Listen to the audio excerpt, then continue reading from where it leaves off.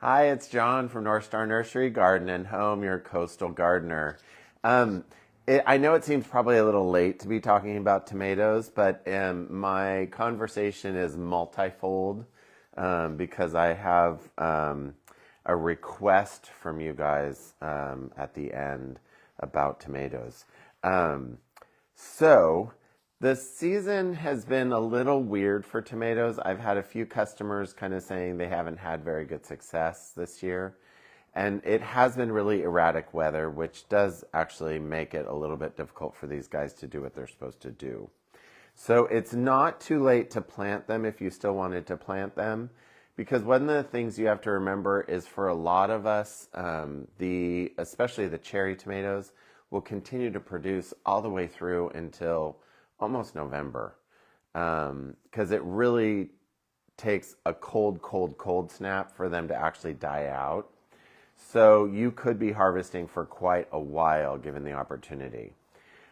What I did last week, and I was very lucky, our one of our suppliers, this is why it's good to be friendly with your suppliers. They actually let me order early last week because they had some 1 gallon tomatoes on their list. And for those of you that didn't get a head start, this is a great way to get a head start because they're, of course, much larger than the 4-inch pots. We have 4 varieties to choose from.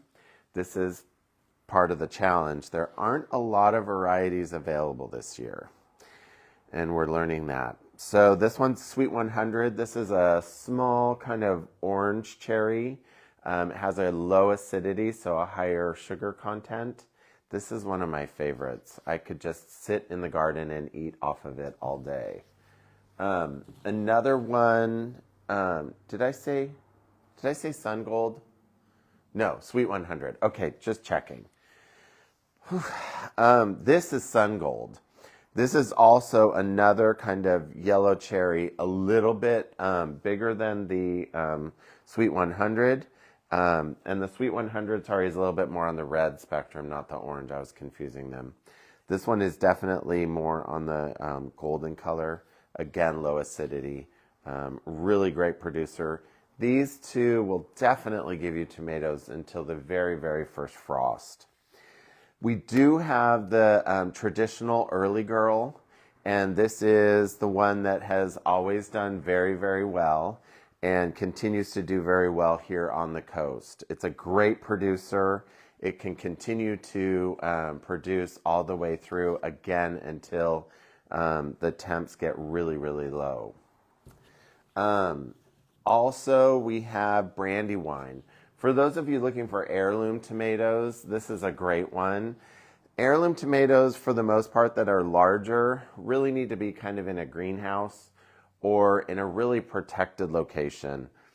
If you were going to try to do them outside, I would strongly suggest like in a corner with a southwestern exposure where you're getting a lot of radiant heat in the evening, preferably in a container.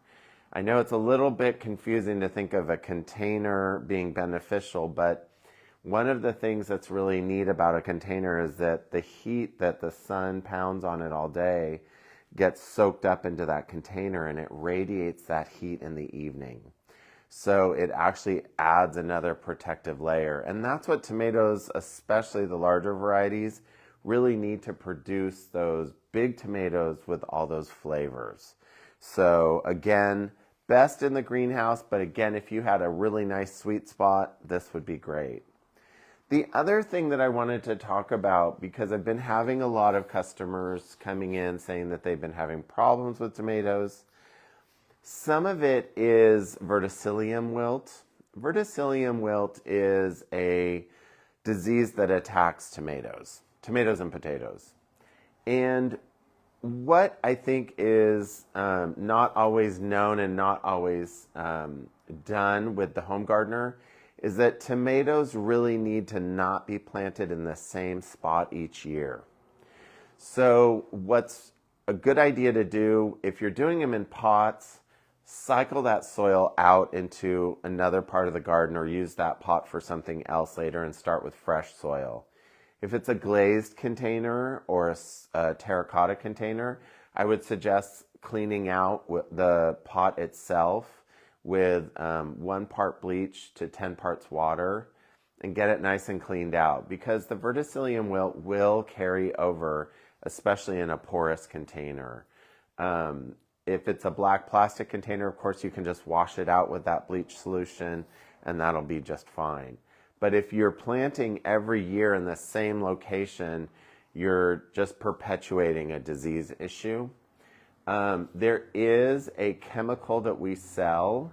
It is traditionally used, I usually sell it for rhododendrons, but it is a systemic fungicide. It is not organic, but it is listed as safe for vegetables. So if you had an area where you had tomatoes and you're having a problem with verticillium wilt, that would be an option to do a soil drench on that area.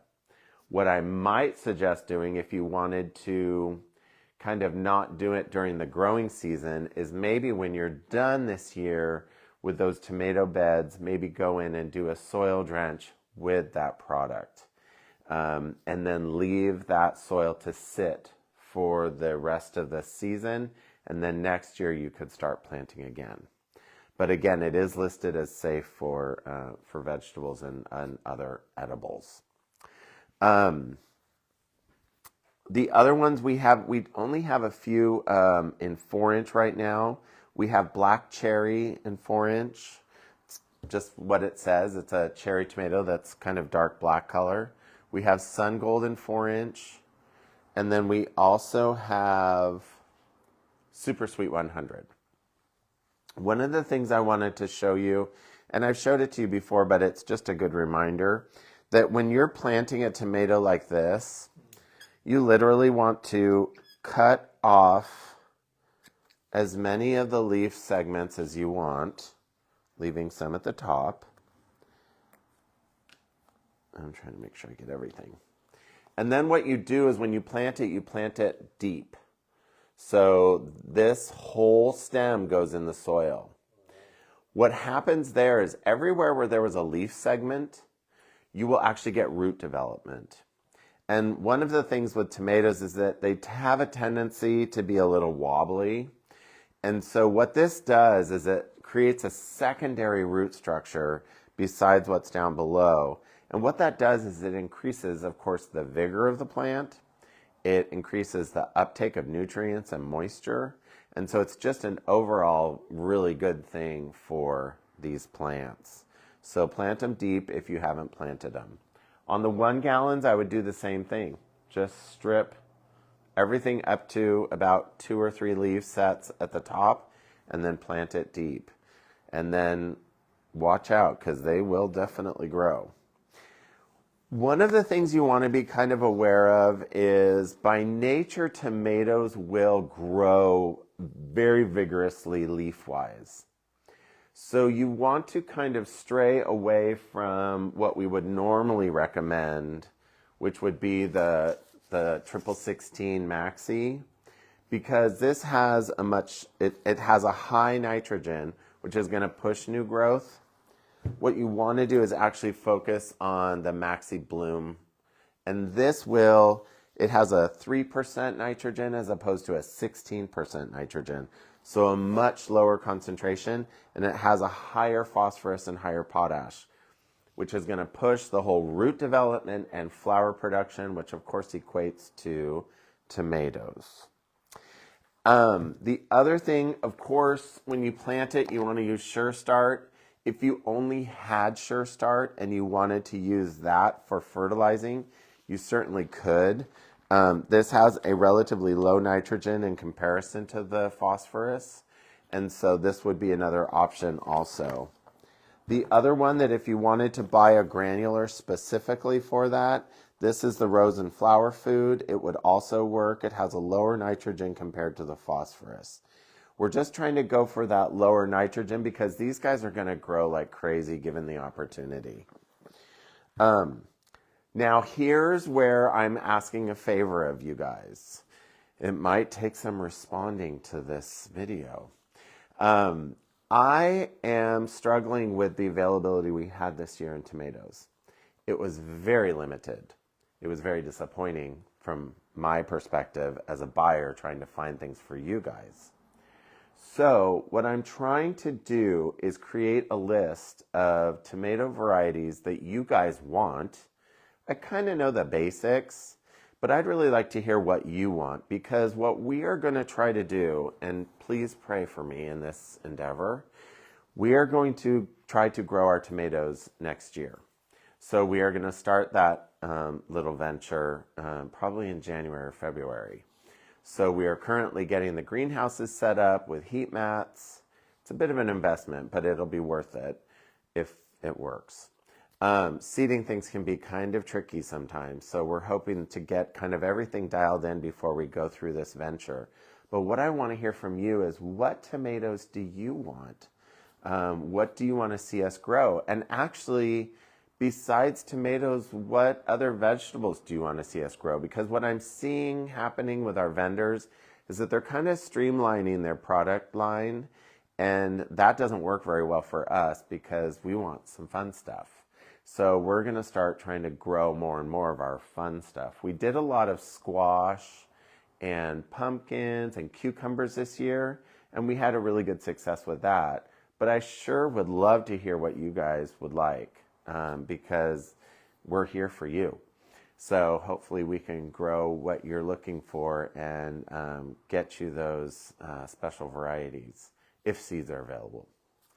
So that is it for today. I hope you guys are doing really, really great. It, of course, is Pride Month, which is why I'm wearing my Pride t-shirt.